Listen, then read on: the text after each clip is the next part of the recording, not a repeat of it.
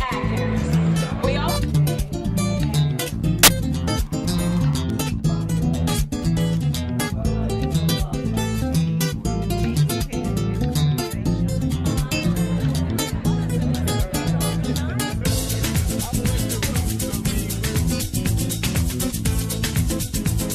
Queen Latifah, and you're watching ZTV on the Higher Learning Network. Get your head right.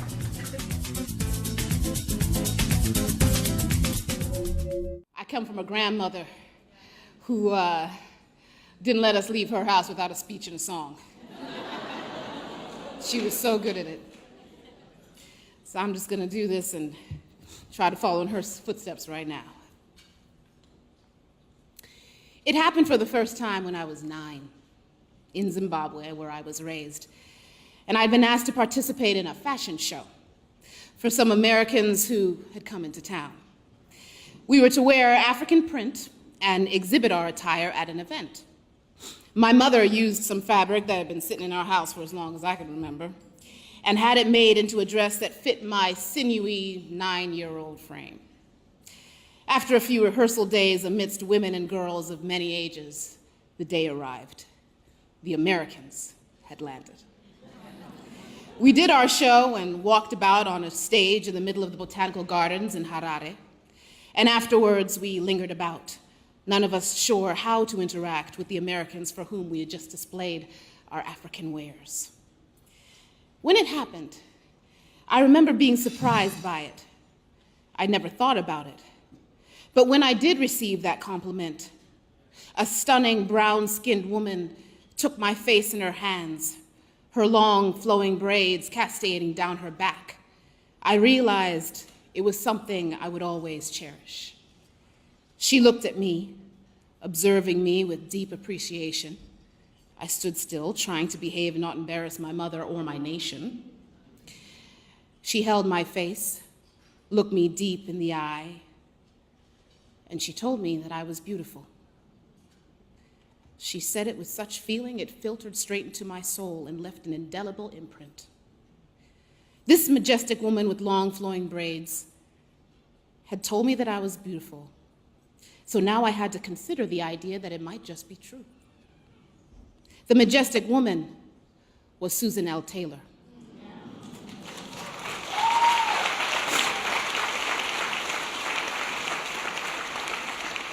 The longtime editor-in-chief of Essence magazine, this here glorious publication. This is where I learned it, that Black girls are beautiful. Sisters are beautiful. And the most edifying source to hear that from is another sister.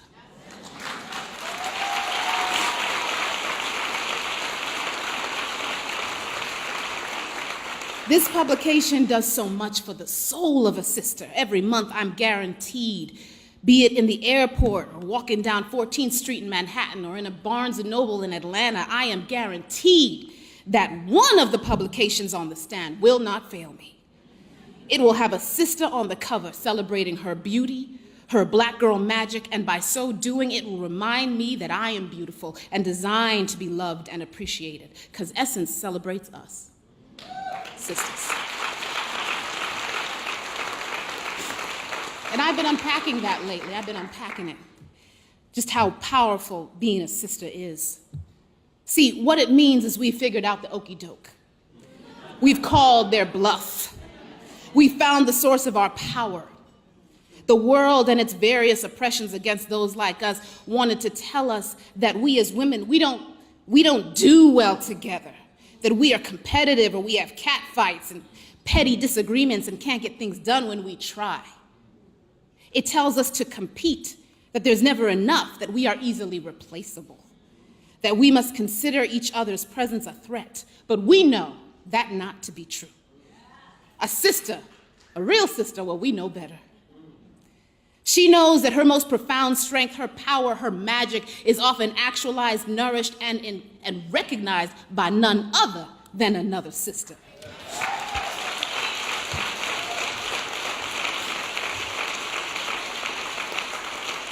She knows she can share her darkest fears and express her deepest problems and be supported, renewed, revived by none other than a sister.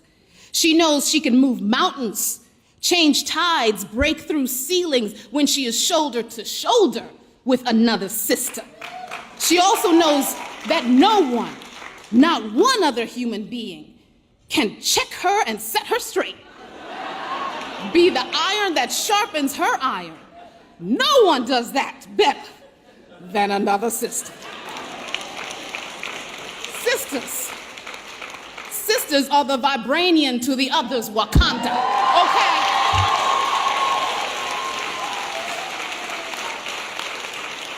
Sisters get each other through to their greatness, carry each of them on their backs, and bring each other to a place anew. I wouldn't be standing here if it weren't for my sisters. And in my culture, the deeply traditional Shona people, there's a saying that to not thank is witchcraft. So I have got to thank those sisters who keep me whole. And I have to thank those sisters who are in the room right now. Saniqua Martin Green, Lord, I'm gonna cry. Edwina Finley, Susan Kelechi Watson, Catherine Kimmel, this luminous light right here shining brighter than that one, Lopito Nyong'o. Thank you.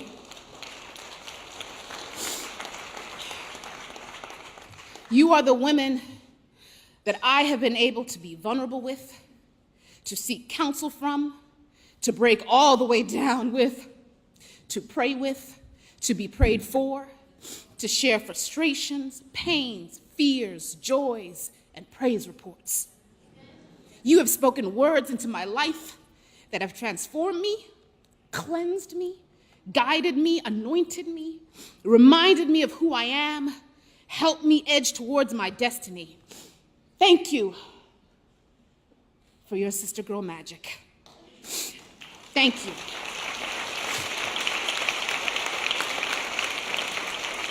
How would I have ever known that day 31 years ago that one day I'd be honored by the very same magazine the stunning woman with long braids was in charge of? How would she? But the time she took to look a little African girl in the eye and dispel the lie and implant the truth, that time resulted in something that grew inside of me that kept me aware that no matter what the world threw at me, I was beautiful.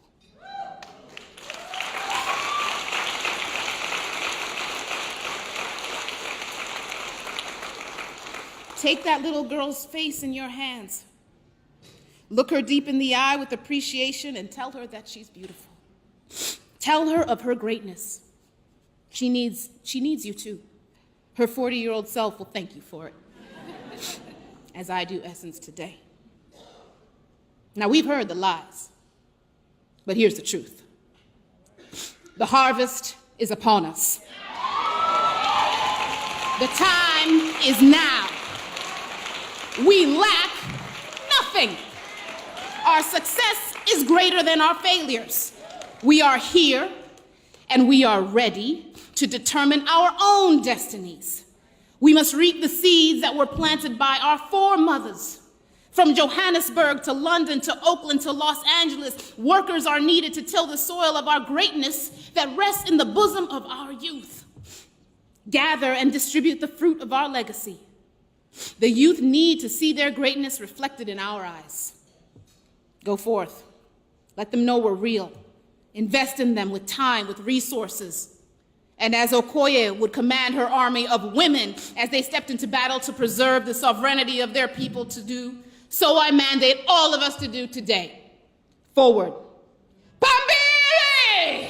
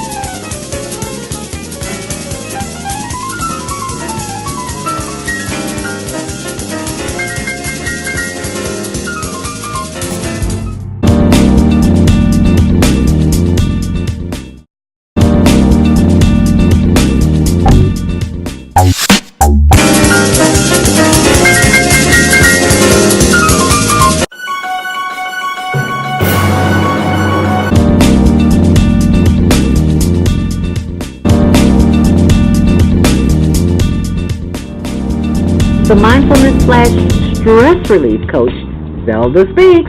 And thanks for sharing the Mindfulness Moment tip of the day. Stay on purpose, stay empowered, and stay tuned to your next session of Mindfulness on Higher Learning with ZeldaSpeaks. Make it a mindful day. And thanks for listening.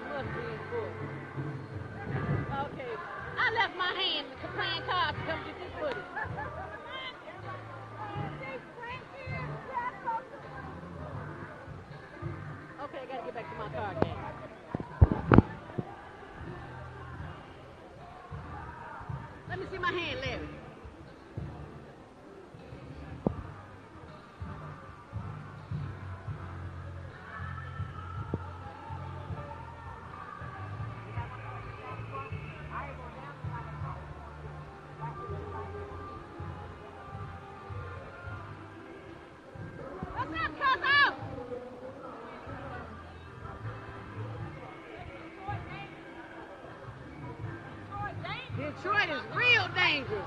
Detroit is real dangerous. Hey, you!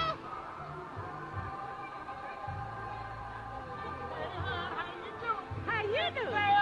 How you doing? Beautiful hair, girl. Oh, my goodness. You don't know that great little dude. Is it my turn yet? I ain't fixed down with you 3 times. I fixed it. I made it clean and clear.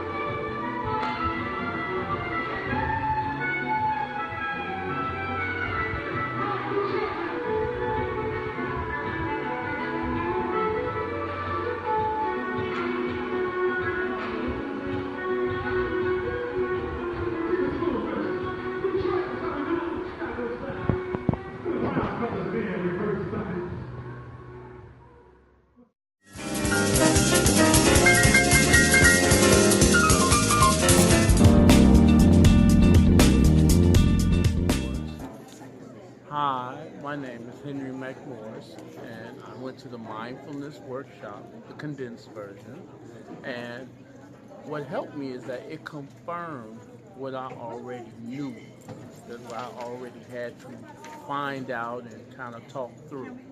And it is that I want to respond to situations more so than react to situations with the students. And you're right, I also want to get them to understand how to respond instead of react to things in the classroom. So that is what I learned. Thank you, Ms. Zell.